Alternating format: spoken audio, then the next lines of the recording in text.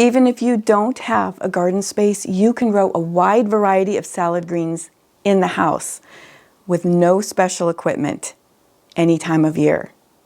Intrigued?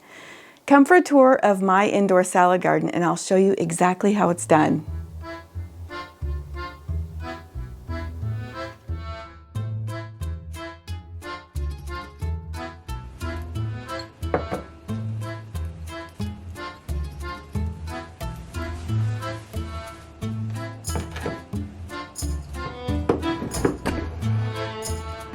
Hi, I'm Michelle, and I'm here to help you create your slice of country living wherever you live. Welcome to Chocolate Box Cottage, the sweet spot between old-fashioned skills and modern convenience. I'm really excited today to share with you my indoor salad garden. It's March here, and the snow is starting to melt, but there is nothing yet to harvest in the garden. However, I'm going to have a big, delicious salad for lunch, and that's possible because I grow all kinds of greens in the house from fall all the way through winter, early spring, and up until our outdoor garden is producing. And you can totally do this too. You do not have to invest in special shelves or trays or racks or fertilizer or lighting or any of that. You can use simple items that you probably already have around the house and grow a never-ending supply of greens. I have to show you this book, Year-Round Indoor Salad Gardening by Peter Burke. This is a brilliant book and you'll want to get a copy of it. In the book, Peter goes over the difference between sprouts versus microgreens versus growing shoots or soil sprouts, as he sometimes calls them in this book. And he talks about gardening by the inch or the square inch. And that's really what we're going to do, is we're going to have densely planted seeds that will be highly productive. It's just a treasure trove of information in this book, and I do recommend that you buy it. It is worth every cent. He also has a nice section in the back of recipes. So if you're one of those people that wants to add more greens to your life and to your meals, and you're just not quite sure how to do it or how to eat them so that you'll enjoy them, he's got some good recipes in here as well. I do hope you'll pick up the book. I think you'll really benefit from it. I want to show you how simple this is, how doable this is, and once you have a system set up in your home, you will just have an ongoing supply with just a very little bit of maintenance, a few minutes every few days, and your salad bowl will always be full. You'll also have greens for sandwiches, for stir fries, to add to every dinner and every dish that you desire. It's so much fun and it's so rewarding to be able to garden inside when the weather outside is not friendly to it. Let's go take a look at the greens that are growing in my window right now. As you can see, I have a bounty of greens growing in my window, and I keep planting them on a rotational basis. Every 4 or 5 days, I plant another batch of bowls, so we always have fresh greens. Now, I'd like to introduce you to the greens individually so you can get to know them. Let's start with peas. These are tendril peas. Aren't they fabulous? Look at those nice lacy tops on them. They just add such a nice flair to your salads, and the flavor of peas is similar to the flavor of the fresh pods. It's sweet, it's crunchy, and these will even hold up to light sautéing. Next, we have a bowl of amaranth, and just look at that color. Is that amazing or what? It adds an incredible pop of hot pink color to whatever you put it in. It doesn't have a noticeable taste. It just blends in with everything else in there, and it's really fun to use.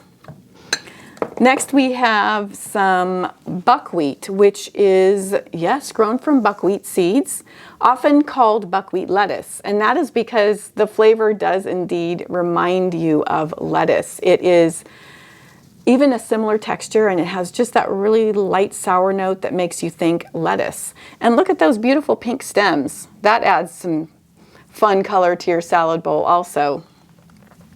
Next up here on the windowsill, we have some broccoli sprouts. And these taste like broccoli, but milder and sweeter. And if you have looked into broccoli sprouts at all, you might be aware that they are currently being encouraged that we consume them due to their health benefits. And I'm not making any promises, but there are studies that say these contain sulforaphane, which is beneficial. So there can't be any harm in eating more broccoli sprouts, can there? These are really light and delicate and crunchy and delicious. Next we have sunflower shoots, and these are common enough that you may have seen them for sale in the grocery store in a little package for around $5, $6, $7. They're super easy to grow from sunflower seeds. Truly. They are, they have a nutty flavor to them, and they're substantial crunch to them. A little bit hard to describe, but you've just got to try them for yourself. Very delicious. And the last one I want to introduce you to today is radish greens. Look at that fantastic purple stem color. That adds some color to your salads and sandwiches too. These taste like a mild radish flavor, like you would expect. They produce a really generous head of greens in a bowl in 10 days or less, and they are delicious. Also nutritious. All these greens have different nutrients that they offer to you, but you won't even be thinking about that because they taste so good that you're not even thinking nutrition. You just enjoy eating them. And I find that since I enjoy eating them so much, I eat them more. And the more I eat them, the more I crave them. They're really that good. And if you want to hear something funny, oh, there's a chicken outside the window. We have a couple of chickens that fly out, and they see these sprouts through the window, and sometimes they're up here at the window trying to get to them. Chickens recognize good food when they see it. Hey there, girl. Isn't that funny? So next I'd like to show you the seeds themselves and how I organize my supplies, because really the beauty of this is implementing a simple system for yourself so that you're set up for success and that your system just kind of nudges you to the next step and you have an ongoing supply of greens. I brought you back over to my antique hutch, and this hutch really serves multiple purposes in our home. Anybody walking into our house just thinks, oh, it's a nice place to store antique dishes, and it does that. But this surface here serves as a seed processing station at the end of summer because I save garden seeds to replant the next year. And then this bottom section houses my supplies for growing indoor salad greens. It's all tucked away, neat and tidy and organized. And you can do the same if you have a hutch, or you can just use a plastic tote or whatever, a small cupboard in your laundry room or your kitchen. Whatever you have will work. This is infinitely adaptable. Now let's take a look at all the tools. Let's start with this drawer. So in here I have some small jars for soaking seeds in a variety of sizes, just mismatched. You can use whatever you have. I have some measuring spoons. You really only need a teaspoon and a tablespoon for this. Some labels and a pen. A strainer for rinsing, and a pencil, and I've got a rag back here in case of spills, and that's really it for this section. Now let's look down below. Okay, continuation of the tour. We're in the lower cupboard of the hutch now, and I have a variety of soup bowls. These were all picked up either secondhand at thrift shops or just ones that people were getting rid of.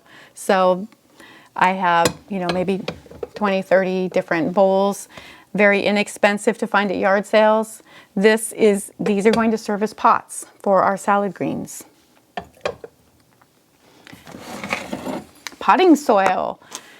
You can use whatever container makes it neat and tidy to store potting soil in your house. I just happen to already have these cereal containers, so that's what I'm using. I've got some papers, and these just came from seed catalog pages from old seed catalogs, and these are used as paper caps or lids on the seeds as they grow to keep them from drying out. I have a shelf in here. I'll pull this out and show you. I just picked this up at a thrift shop also. It probably was originally from a freezer or a refrigerator. It's really heavy duty, and it effectively doubled my shelf space down here so I can fit more bowls of greens. And then, of course, are the seeds. So let me show you my seed tote. This was originally my kids' craft caddy. It was full of crayons and markers and colored pencils years and years ago, and they're all grown up, and I still have the caddy and it's still in use. My seeds are all in jars here, and this makes it really easy to just pull out the seeds that I want to grow. These are jars that my mom saved for me from various things, from instant coffee to jam and what have you. So I've got 10 or 12 different types of greens, and I can rotate through and plant whatever sounds good. They're all good, by the way. But it adds variety, and I really like having everything in the tote. It makes it easy to choose the seeds. I love having a dedicated space with things going in their particular places, because it's easy to make sure everything's put away. I don't ever have a mess in the house. There's no potting soil laying around the house. It is something that people don't even suspect is going on. And I like it that way. Let's start with the 4 easiest seeds to plant and grow in your indoor salad garden. Peas, sunflowers, buckwheat, and radishes. Now understand there are upwards of 20 or more different types of seeds that you can successfully grow in your indoor salad garden. These are the easiest to get started with, partly because the seeds are larger and just easier to handle, easy enough for a child to do. If you're interested in learning about additional types of greens like the amaranth and broccoli, purple kohlrabi, popcorn, and lots of others, let me know in the comments and give the video a like, and I'll consider doing a follow-up video to introduce you to more types of salad greens that you can add to your garden. The other benefit to starting with these 4 particular seeds, the peas, sunflower, buckwheat, and radish, is that the seeds themselves are very inexpensive and they're pretty easy to find. I'll include some sources for you in the description box and the pinned comment below this video. And then, of course, you can visit my blog post on my website, and I'll have more resources and more information for you there. So we've got our tray with our little jars, and we are going to pre-soak the seeds. This is a really important step with salad gardening. Pre-soaking the seeds enables those seeds to be hydrated before you even plant them, so they are just ready to rise up and grow. And these are all fairly sizable seeds. And depending on the size of the bowl that you're using for your planting container, you may range between a tablespoon, tablespoon and a half to 2 tablespoons. The bowls that I'm planning to plant in take about a tablespoon and a half. So I've got this little adjustable measuring spoon here that I can just adjust. And I will add the seeds to the little jars. I'm going to add a few bonus seeds. These are baby food jars that obviously have been around for a very long time. But you can use half-pint canning jars if you like, and that will work just fine. Or jelly jars, whatever you've got. Little plastic cups work fine as well.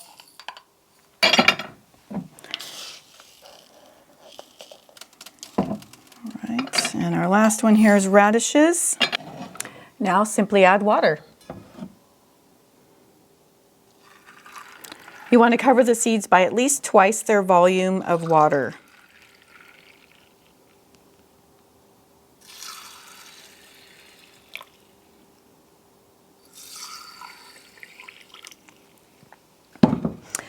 Set them aside and let them soak for at least 6 hours. You can let it go overnight or even all the way up to 24 hours. Try not to let it go any longer than that.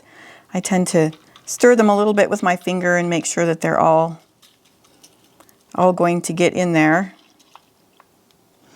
And then we'll come back and plant these. I soaked some seeds ahead of time, and this is how they look the next day. So you can see the color of the seeds has changed. They have noticeably plumped up. That's the peas, sunflower seeds, whoops, buckwheat, and radish. And you may notice that the water is a little discolored. It may even have a slightly funny smell if you've left them overnight. That's okay. We're going to rinse them before we plant them. So let's get on with that. So I pulled out some bowls, and remember, these are our planting pots. So I've got 5 bowls here. No, 4 bowls. I can count, really. And I need some potting soil. Let's chat for a minute about potting soil. You want a good quality potting soil because you're growing your sprouts in it, and it matters. So look for a good organic potting soil that's affordable to you. I use Happy Frog, and I'm really happy with it. It has, oh, Happy Frog. I'm happy with it. That makes sense. It has fewer of the big sticks and big dry lumps of peat moss than some of them do, and it has a nice fluffy texture. What I do is put a gallon of potting soil into my container, and then I add about 3 cups of water to it to pre-moisten it. This makes it a perfect growing medium. I can just add it to the bowls, and I don't need to water the seeds themselves because they're going to be soaked and the potting soil is damp, so it's just a plant and go type of a situation. Now that we have our soaked seeds ready, we need to add potting soil to our planting trays. And you see that I'm using soup bowls, cereal bowls, whatever you want to call them. You can use other types of waterproof containers as well. Drainage is not a requirement. You're going to water these minimally, and they're not going to live very long in these bowls, so they do not require drainage, which makes it so much easier to deal with in your house. You don't have to worry about leaking. Now, I may have put a little too much soil in these, so I'm going to take some back out. I got a little carried away, but what you're looking for is about just over 1 inch of potting soil, nice moist potting soil. I don't know if you can see, it's very damp, it's dark color, which is a good indicator. And you want to smooth it out until it's nice and level all the way across. Using the back of your fingers is good for that. And more soil really isn't necessary. This creates a nice even seed bed. And if you like, you can add a very little bit of fertilizer to the bottom of the bowl. You would put that in first, a little bit of maybe worm castings or compost or kelp meal is good to add some nutrition, especially for the peas, since you get multiple cuttings from the peas. I should add that with these seeds, the peas you can get 2 to 3 cuttings from. The other types are just 1 harvest, and then you start with a fresh bowl of seeds. So I'm not using fertilizer today. I'm just going without, and it'll be just fine. This is the way I normally do it. Let's get our paper caps set up, and I'll show you how to fold one using a seed catalog. Now, these are what are going to go on top of our seeds, and we need to start them soaking in a bowl of water so they have time to hydrate before we plant. So I have a bowl here, and I will add some water to it.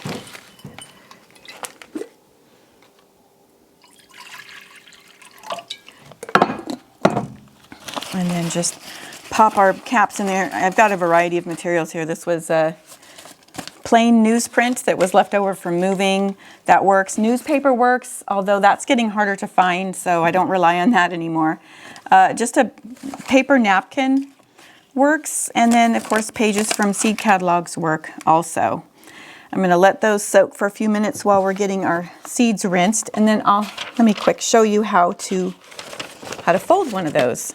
Just pulled a couple pages from a seed catalog, and for this size bowl, I'll fold it in a little less than half, I guess. Yeah, that should work, because I want it to fit inside and come up the sides. And new paper does take a few minutes to soak up water, so it's good we started beforehand. Since our seeds are surface sown rather than covered with soil, this paper here is going to act like the top layer of soil. All right, these are soaking. Our seed beds are all prepared, and now it's time to take the seeds over to the kitchen. And this is where the little strainer comes into use. Just pour your seeds into it and give them a quick rinse. Little tap, and they're ready to plant. This is the fun part. We're actually planting now. Here's the peas, and just spread them out over the surface of the soil that's been smoothed. It's okay if they're crowded, you just don't want them stacked. There, we've planted one tray already. Let's go do another one. These are the sunflower seeds. They're a little hard to see against the soil. They just blend right in. And again, we're not covering these. We're just smoothing them out so that they cover the surface of the soil evenly. Here's the buckwheat. That's what those seeds look like. A quick tap on the side of the bowl and they just dislodge right out of the strainer. And they're easy to spread around with your fingertips. Here are the radish seeds. And you might notice a bit of a funny odor when you go to rinse these. They can have a little bit of a sulfurous smell. That's okay, that's just part of being a radish seed. Now these are smaller seeds, and if it is a little challenging to spread out with your fingers, you can use the back of a spoon to smooth them out. It just only takes just a couple seconds. There we go, we've planted 4 trays, 4 heads of greens. Now we're going to take the paper that we've soaked ahead of time and place it in the bowl. So we just press it down. It's acting as our top layer of soil, and then let the corners and the sides come up the sides of the bowl.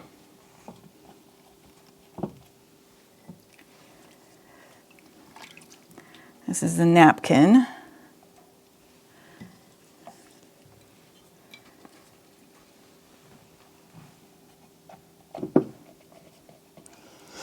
Okay, these are all 4 planted. Now you might be wondering, well, what happens next? Do I put these in the window right now? As a matter of fact, no. This next step usually surprises people. Instead of taking these planted trays and putting them in a sunny window to grow, we are going to put them in the dark. We're going to put them in this cupboard for a few days, for about 3 to 5 days.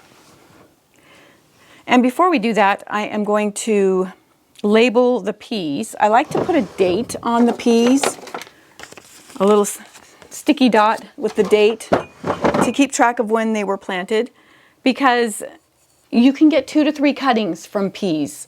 As I mentioned earlier, the other types are just a single cutting, but you can get 2 to 3 from the peas, so it helps to know when they were planted so you can keep track of how many cuttings you've given them, because you usually cut them once a week. So we've got the peas labeled with the date, and then they go on the shelf in our hutch. Oops, sorry little dog. You here visiting? Okay, well these are planted, and what I'm going to do now is close up the cupboard and give these 3 to 5 days. What is going to happen is those seeds are going to germinate and they're going to grow up to about 1 inch high, anywhere between 3 to 5 days. And when that happens, then it's time to take them out of the cupboard, take off their little paper cap, and put them in a window. Now you might be wondering, what about watering? These won't require watering while they're in here in the dark. Remember, the soil is pre-moistened and the seeds were soaked, so they have the water that they need. They'll be just fine. Of course, you're welcome to check on them, and if they really look like they need a little water, you can give them a little drink, but I really find it isn't necessary, and you don't want to overwater, because remember, you don't have drainage in your planting trays. So once these have achieved their inch of growth, they will be moved to a window. Now, what about the window? What if you don't have a south-facing window? Is that important? Turns out it's not. Any window will work. It's just sunlight that they need. It does not need to be intense. Now, since these are grown as shoots or sprouts, we're after the first seedling leaves, and with some there will be some true leaves, but it's a little different than growing outdoors. A big part of the value of these greens is that long stem. So by keeping them in the dark for several days, we're maximizing that long stem, which gives us more food. When you first pull the bowls of sprouts out of the cupboard, they're going to be very pale. They won't have developed any color yet since they've been grown in the dark. And I wanted to mention that those folded paper caps are reusable several times. When they start to fall apart or look funky, or if they ever get any mold on them, of course you'd want to discard them and start fresh. But they are reusable. So when you bring the sprouts out, they're going to be pale. They'll still be fairly small, about an inch tall. And it doesn't take them long to green up. You just set them in a window, and the next day they'll have developed some color, and within several days they'll be nice and fluffy and full and ready to pick.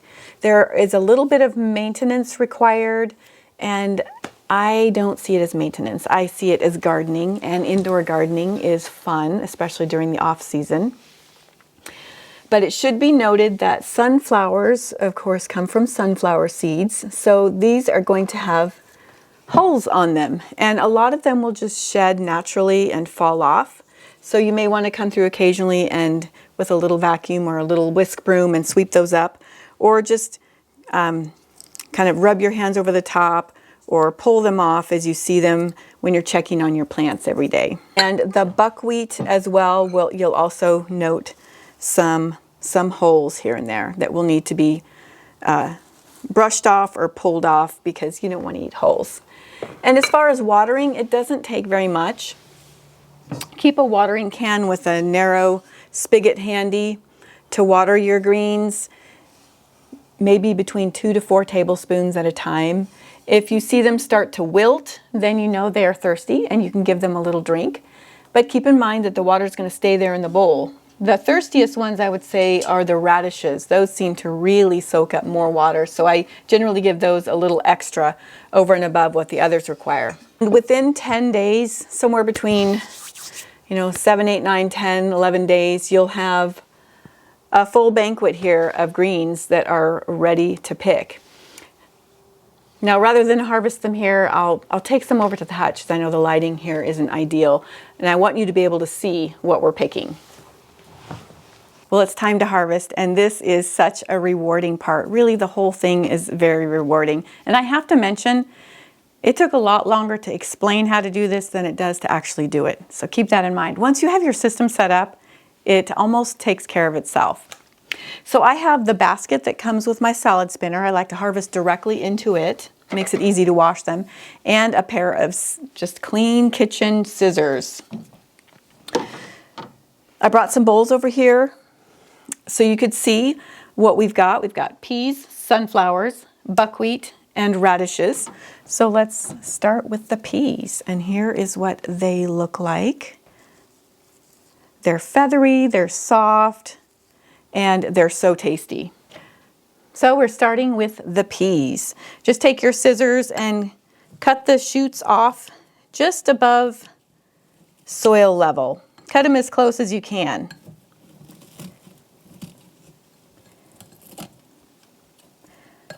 There we go. We've got a nice little dish of pea shoots. And actually, I think I grabbed the wrong one. This is one that is, this is the third cutting, not a first cutting. The first cutting is much larger. By the time you get to the second and third cutting, you end up with a little smaller harvest. But let's go ahead and add those to our salad spinner. And next we have sunflower shoots. And I am paying attention to the soil as I'm harvesting. And these all look good. If I noticed mold in the soil, then I would not want to consume those. I would dump that out in the compost. But these look fine. And this is what the sunflower shoots look like. They even smell good. Add those to the salad spinner. And here is the buckwheat. Just look at how light and fluffy they are. and those nice pink stems. A lot of good eating in a head of buckwheat lettuce. With these, I just gather it up into almost a ponytail, I guess you could say, and then that makes it easier to cut close to the soil. You want to harvest as much of that stem as you can with the plant, because that's all food value there. Good stuff. And last we have our beautiful radishes. Just so healthy and hearty with all those pretty purple stems. You know what? I want to show you what this looks like underneath. This is pretty cool. Take a look. See how those roots have grown? They have just covered the bottom of the bowl. That is a healthy root mass. And you can see why, if you were going to add any fertilizer to these at planting time, you would put it at the bottom of the bowl, because that's where the roots are. In any case, I haven't found it necessary, so I am gonna...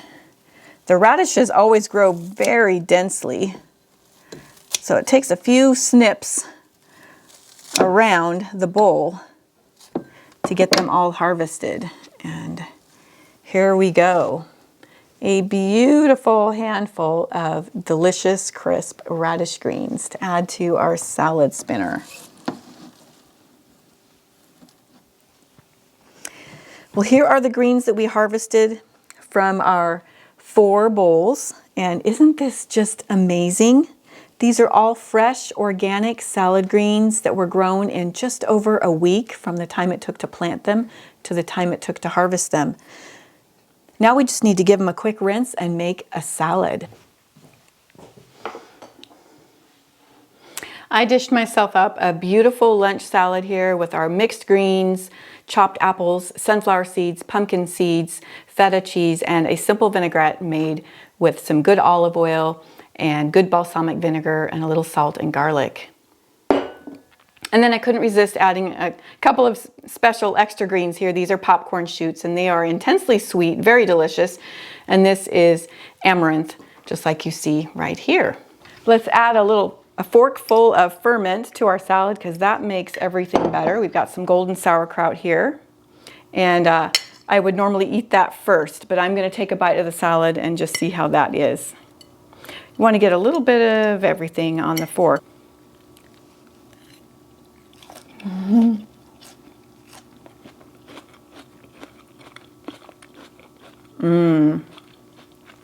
Oh my goodness. It is so fresh and so delicious. You'll never get tired of eating salads this fresh. I added a little amaranth and a little popcorn shoots there for some fun flavor. The dressing is perfect. It's very simple. You're going to want to eat this every day. Thanks for joining me here at Chocolate Box Cottage. I'll see you next time.